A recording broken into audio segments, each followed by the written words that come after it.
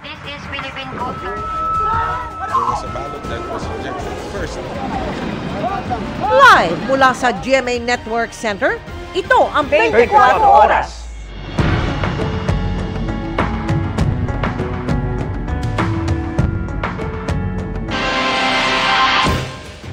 Dalawang bagyo na ang binabantayan sa Philippine Area of Responsibility. Ang bagyong Dante, lumakas pa at isa ng tropical storm. Habang ang isa pang LPA na binabantayan kahapon, ganap ng bagyo at pinangalanang Bagyong Emong. Mabilis din niyang lumakas at isa ng tropical storm. Hinahatak ng dalawang bagyo ang habagat na nagpapaulan sa malaking bahagi ng bansa. Tumaas din ang tsansang maging bagyo ng LPA na binabantayan sa labas ng PAR. Mabagyong gabi po Luzon, Visayas at Mindanao. Magkasunod na nadisgrasya ang 3 barge at isang bangka sa magkahiwalay na lugar sa dagat na sakop ng Batangas. 11 ang sakay ng lumubog na bangka habang nagkatagas ang isa sa 3 barge. Ang latest sa mga sakay, alamin natin live kay June Veneracion na nasa Lian, Batangas. June. Mel, Emil, sa gitna nga ng nararanasang masamang panahon ay isang bangkang pangisda ang lumubog dito sa Lian, Batangas. Pero bago nito ay 3 barge naman ang sumadsad sa baybayin ng Calaca City.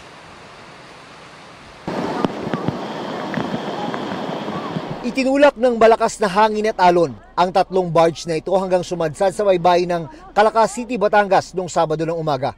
Parang lumilindol pa. Sa lakas? Pag nagbabanggaan po, malakas po ang alon. Sabi ng Philippine Coast Guard, posibleng napatid sa pagkakatali ang mga barge na dumaong sa bayan ng Balayan at napadpad sa Calaca. Nasa maayos na kalagayan ng 21 crew member ng mga barge na may kargang nasa mahigit 4,700 metric tons ng molasses. Yung isa sa mga barge ay nakitaan ng leak at may mga tumatagas nga na molasses, pero base sa assessment ng mga eksperto, wala naman daw itong banta sa kalusugan at kalikasan dahil ang molasses ay organic at kusa rin naman daw nawawala. Pero problemado ang mga mangingisda at residente dahil ang lugar na pinagsadsadan ay kanilang pangisdaan. Sir, mga may dulaw, may sandilis, mga lagidlid, halos mga mamahalin din sir na isda, kaya malaki epekto sa amin sir. Wala kami buhay ngayon, standby na. Pero sa kabila niyan, pinagpapasalamat ng ilang residente na naharang daw ng mga sumadsad na barge ang mga naglalakihang alon. Kung wala pong ganyan, sira na naman po itong marami na naman po sisirain siyang mga bahay. Isang bangkang pangisda naman ang lumubog kaninang madaling araw sa dagat malapit sa bayan ng Lian. Nakaligtas ang lahat ng 11 sakay nito. Kwento ni Francis, pagkatapos lumubog ang kanilang bangka, 4 na oras silang tiniis ang matinding lamig at naglalakihang alon, sakay ng mga balsa hanggang makarating sa lupa. Naisip ko na kung baka ito na yung huli. Oo, siyempre. Kasama na yung kabay. Kasi hindi namin pero pasalamat na lang kami talaga yung patpad namin. Patabi. Parang binalibag daw ng alon ang kanilang bangka hanggang sa ito ay lumubog. Pahinga muna siguro. First time mo ba na experience to? Oh, first time. First time kami lahat eh.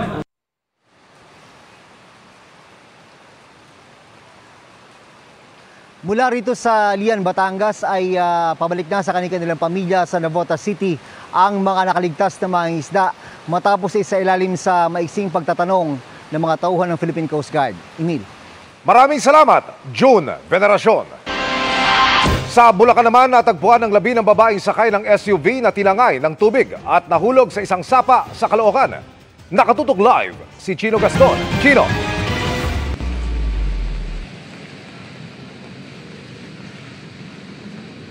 Emil, matapos ang 3 araw na paghahanap, natagpuan na rin ang babaeng pasahero ng isang SUV na nahulog sa isang sapa sa Camarin, Caloocan noong Lunes ng gabi.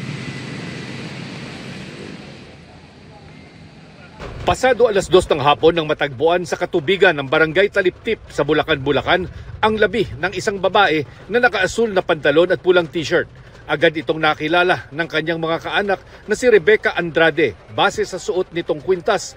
Siya ang may-ari at isa sa 2 sakay ng SUV na nakitang tinangay papuntang Sapa sa Camarin North, Caloocan sa kasagsagan ng malakas na ulan noong Lunes ng gabi. Bago nito, sinuyod ng mga volunteer rescue personnel at Caloocan CDRRMO ang Marilao River sakaling dito napunta ang labi ng biktima. Kahapon ng umaga, natagpuan ng labi ng driver ng SUV na si Ricardo Donasco na ayon sa kanyang may bahay ay nakatawag pa bago sila maaksidente. Kwento ng ilang saksi, sinubukan pa nilang itulak ang SUV na lumutang dahil sa lalim ng tubig sa kalsada pero bigo na silang iligtas ang 2 sakay nito. Sinubukan ng GMA Integrated News na makakuha ng panayam sa pulisya at sa kaanak ng biktima na si Andrade pero tumanggi muna silang humarap sa kamera.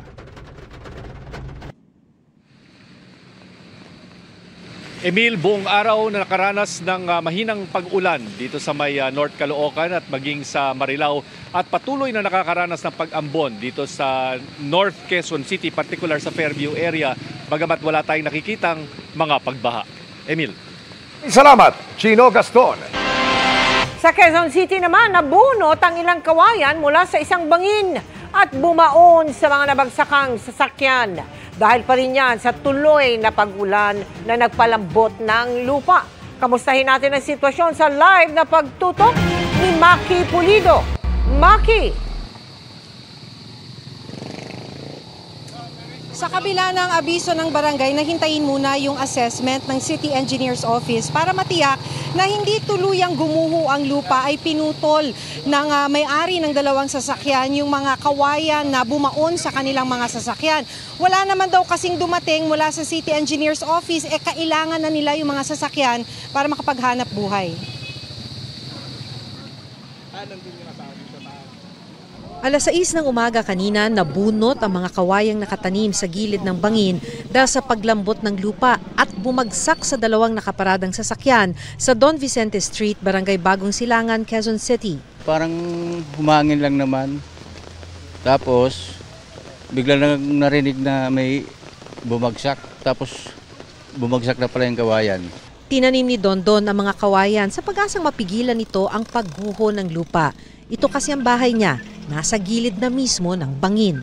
Wala naman malilipatan. Kung meron lang, bakit hindi?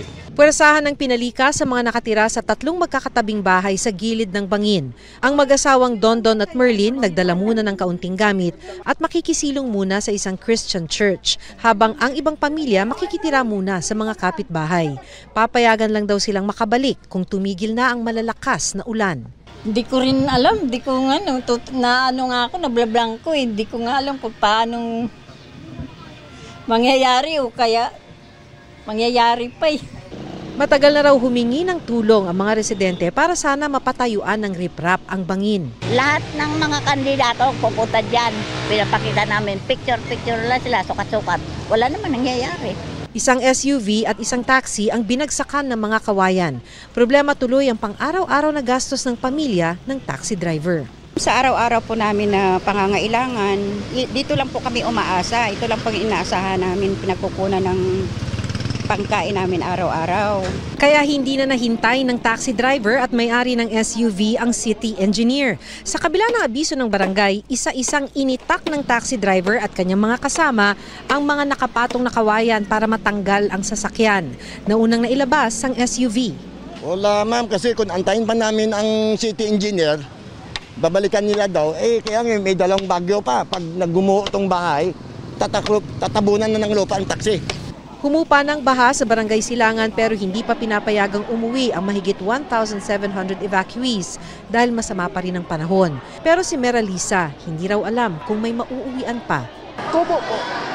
Sagpit. Depende na lang po kasi nabasa na po siya sa ulan. Depende na lang po kung pwede pa siyang matirahan. Kasi yung mga plywood lumambot na po. Bahala na po. Sa evacuation center, may pwesto rin para sa mga alaga na mga lumikas dahil sa pagbaha. Quezon City Veterinary Office ang nagbabantay at nagpapakain sa kanila. Nagdeklara na ng state of calamity ang Quezon City para magamit ng LGU ang kanilang Quick Response Fund. Naka-alerto pa rin ang Quezon City, Mel, at kung kailangan daw ng tulong ay tumawag lang sa hotline 122. Mel? Maraming salamat sa iyo, Maki Pulido. Lagpas tao na baha naman ang iniinda sa ilang bahagi ng Hermosa, Bataan. Namamangka na ang ilang residente makakuha lamang ng maiinom at makakakain. Nakatutok doon live si Oscar Oida. Oscar. Yes, Emil, gaya nga na nasabi mo, hanggang sa mga sandaling ito, may mga lugar pa rin dito sa bayan ng Hermosa na ang taas ng baha, lagpas tao pa rin. Mga binabang kalsada ang sumalubong sa amin dito sa Hermosa, Bataan kaninang hapon. Passable pa naman pero halatang buong ingat at dahan-dahan lang ang andar ng mga sasakyan. Marahil para di anurin ang mga naglalakad na residente. Pero pagpasok sa mga looban, higit na mas malala pa ang sitwasyon. Dito sa may barangay Daungan, may mga lugar pang lagpas tao ang baha. Catch basin daw kasi ang kanilang lugar. Panay pong ganito, sir. Panay pong ganito. Ang nangyayari dito sa amin. Ay, sanay po kami. Ayon sa mga residente ng barangay Daungan dito sa Hermosa, Bataan, ito na ang karaniwang siste pag bumubuhos ang malakas na ulan at pag masama ang panahon. Sumasakay na lang sila ng mga bangka para makalabas at makakuha ng maiinom at makakain. Since birth, ganyan na kami. Ah, talaga? So ganito na talaga ever since? Opo. So kayang-kaya naman? Opo. Kaya mo nakatayo? Hindi, paupo. Malaking tulong na yan. Kasi tulad niya, walang trabaho. Yung kasi baha. Kaya yung ginagawa na, masada muna na yun. Yung iba naman na ayaw mamangka, dumidiskarte maiuwi lang ang mga karga. Itong isa, mga pinagdikit-dikit na lata ang kanyang carrier. Sa ngayon, medyo humupa na ang baha sa karamihan ng mga lugar na binaha kahapon. Maliban sa mga area ng barangay Daungan, Almasen, Kataning at Pulo, na maya't maya iniikutan ng mga marshal ng pamunuang bayan ng Hermosa. Ayan po lagi yung pinakaparang catch basin po ng bahayan, sir. Diyan lahat naiipon ng tubig. Ito Almasen. Opo. Dito po sa Kataning, medyo malalim din po dyan sa Kataning. Lagpas sa rin dyan, halos dibdib din yung tubig dyan . Samantala, Emil, bukod sa pagmumonitor sa mga binabahang lugar, abala rin ang mga tauhan ng bayan sa paglilinis ng mga basura at kawayang inanod sa tabi ng ilog. Emil? Ingat at maraming salamat, Oscar Oida. Patay matapos malunod ang isang babaeng 11 taong gulang sa Tondo sa Maynila. Ayon sa mga magulang ng biktima, kasagsagan ng malakas na ulan nang yayain ng mga kaibigan ang anak na maligo sa ilog sa pagitan ng Tondo at Navotas. Tinangay ng malakas na agos ang bata na hindi marunong lumangoy. Sinubukan siyang sagipin ng mga kaibigan pero bigo siyang mailigtas. Pasado 3:00 na ng hapon nang matagpuan ang labi ng biktima. Pagkawala ng mga daluyan ng tubig naman ang sinisisi ng isang eksperto sa mabilis na pagbaha sa Metro Manila. Ayon naman sa MMDA, nabawasan ang lagusan ng tubig pa Manila Bay dahil sa Dolomite Beach at may drainage na apektado ng itinatayong MRT-7. Itinanggihan ang nasa likod ng konstruksyon. Nakatutok si Joseph Morong. Tuwing bumabaha, ang mahigit 70 pumping station ng Metro Manila Development Authority o MMDA kasama ang sa Public Works Department ang dapat naglalabas ng mga tubig papuntang Manila Bay. Pero paano kung ganito? Sa Tripa de Galina Pumping Station sa Pasay, sari-saring basura ang nasasala. May pinto ng refrigerator, pati sofa. Maharang niya, tapos pwedeng pumasok sa makina. Nagiinit pag naaano ng basura, kung masira ng tuluyan. Ayon sa MMDA, lampas 30 truck na mga basura ang nasasala. Dito pa lamang sa pumping station nila sa Tripa de Galina at sari-sari yung mga basura. Itong mga basura na ito ang nakakasira doon sa mga pumping station dahilan para mahirapan na mag-pump ito ng tubig. Ang mga basura bumabara rin sa mga luma at maliliit na drainage system na mahigit 50 anyos na. Sa ginagawang MRT-7 station sa Batasan sa Quezon City, sari-saring basura rin na nakuha, plywood at malalaking tipak ng bato. Tingin ng MMDA may kinalaman ang struktura ng MRT-7 kaya bumaha rito. Sabi ng MMDA, ang drainage na ito may nakaharang na poste ng MRT-7. Sa isang pahayag, itinanggi ng MRT-7 Project Management Office ang mga pasilidad nila ang dahilan ng pagbaha sa lugar. Ang mga struktura raw nila ay itinayo sa labas ng linya ng drainage at hindi nakasasagabal sa natural na daloy ng tubig. Sinasabi nila we are the one to source yung clogging doon. Kaya lang we need to check first. Commitment ng SMC, whether or not silang nakaharang, tutulong sila sa paggawa. Para kay geologist at UP Resilience Institute Executive Director Mahar Lagmay, ang pagkawala ng mga natural na daluyan ng tubig ang dahilan ng pagbaha. Inaaspaltuhan natin, nilalagyan natin ng kalye yung mga sapa na tuyo, pero pag umulan ay tumataba, no? Nag-overflow. So, saan siya dadaan? Di sa ibabaw ng kalye. At ang daming kasong ganyan sa Metro Manila. Ang baha sa Padre Faura at ilang kalye sa Maynila natural dapat na lumalabas sa Manila Bay. May 3 outflow o labasan ng tubig. Pero sabi ng MMDA dahil ginawa ang Dolomite Beach, sa halip na 3 sa isang drainage na lamang ito lumalabas papunta sa sewage treatment plant para linisin muna ang tubig bago ilabas sa Manila Bay. Kinat siya ng isang tubo. So yung 3 outfall na malalaki, pinagsama-sama sa isang tubo, nilagyan naman niya ng tubo palabas to bypass yung Dolomite. Kasi kung bubuksan mo yung gate ng Padre Faura, mawawash out yung Dolomite. Ayon sa DPWH, may 2 malalaking flood control project para solusyonan ang baha sa Metro Manila. Ang Metro Manila Flood Control Project na gagawing moderno ang pumping stations na sa taong 2026 matatapos. At ang Pasig-Marikina River Rehabilitation Project na magpapalalim sa Pasig at Marikina River na matatapos sa 2028. Plano rin ng DPWH na magtayo ng mga dam sa Sierra Madre para saluhin ito ang dumadaus-us na tubig galing sa bundok. By next year siguro yan may implement. So we might be able to start doing that. Well, 2027, 2028 siguro. Para sa GMA Integrated News, Joseph Morong, nakatutok 24 oras. Napababa ng 1 percentage point ang taripa na ipapataw sa mga produktong i-export ng Pilipinas sa Amerika kasunod ng pulong ni Pangulong Bongbong Marcos at US President Donald Trump. Napagkasunduan din doon ang zero tariffs sa mga produkto naman ng Amerika na ipinapasok sa Pilipinas, pero para sa piling sektor lang. Nakatutok si Sara Aguinaldo. Si US President Donald Trump ang sumalubong kay Pangulong Bongbong Marcos pagdating sa White House. May patikim din si Trump sa pagpupulungan bago pa man sila magsimula. I just want to say it's an honor to have you. We're going to talk about trade today, and we do a lot of business with you. Thank you very much, Mr. President. Of course, we're all very happy to be here to once again reaffirm the very strong ties between the Philippines and the United States, ties that go back over 100 years. Matapos ang pulong, agad na inilabas ni Trump sa social media ang napagkasunduan. 19% aniya ang taripang babayaran para sa mga i-export ng Pilipinas sa Amerika. Mas mababaya sa 20% na orihinal na planong ipataw sana simula ngayong Agosto. Sabi pa ni Trump, tuluyang bubuksan ang merkado ng Pilipinas at hindi papatawa ng kahit anong taripa ang mga produkto ng Amerika na ipinapasok sa Pilipinas.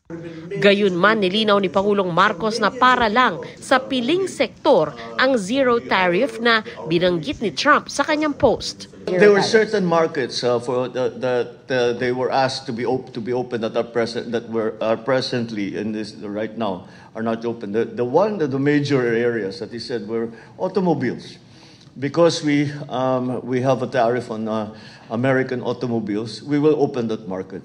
Ibig sabihin, wala nang taripang ipapataw sa mga kotseng in-import mula sa Amerika. Lalakihan din ng Pilipinas ang dami ng ini-import na produkto. The other side of that is an increased importation from the United States for soy products, wheat products, and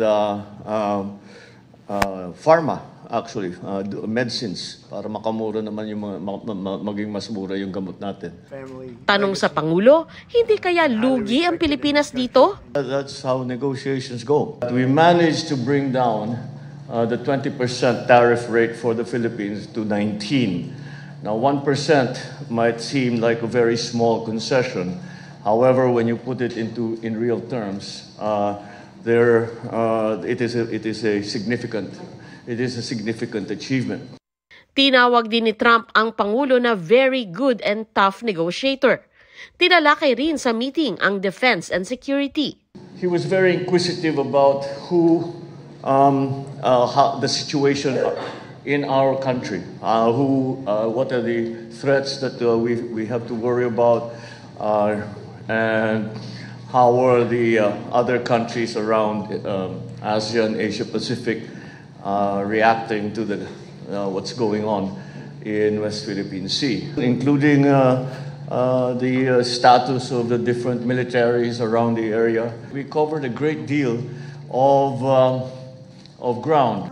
Tinanong ng media si Marcos kung paano niya babalansehin ang ugnayan niya sa Amerika at China. There is no need, in a sense, to balance, as you characterize it, to balance our relationship between the United States and China, simply because our foreign policy is an independent one, and we are essentially concerned with the defense of our territory and the exercise of our sovereign rights. And I don't mind if he gets along with China, because we're getting along with China very well, because I think he has to do what's right for his country. I've always said, make the Philippines great again. Do whatever you need to do.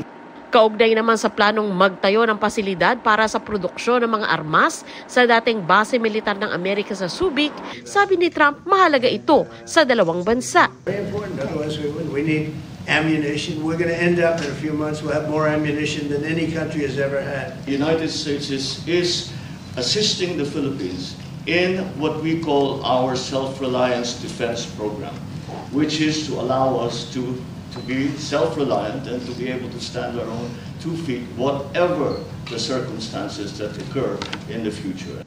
Sa kanilang meeting, formal na ring inimbita ni Marcos si Trump na bumisita sa Pilipinas. When are you coming to the Philippines, sir? Soon. For the ASEAN? Mula dito sa Washington, D.C., Sandra Aguinaldo, Nakatutok, 24 Oras.